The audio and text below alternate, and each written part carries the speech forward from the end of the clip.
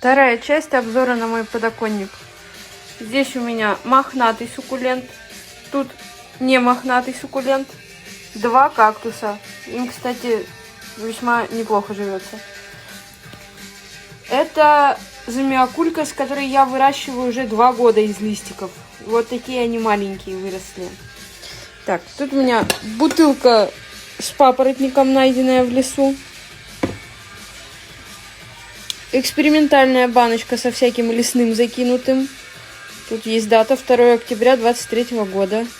Я туда все это поместила. Дальше одна из первых моих баночек с лесом. Она все еще живая, ей тоже около 2 лет. Там папоротник, немного мха и много мелких насекомых. Одна из свежих баночек с лесом. Еще баночка с лесом. И еще баночка с лесом.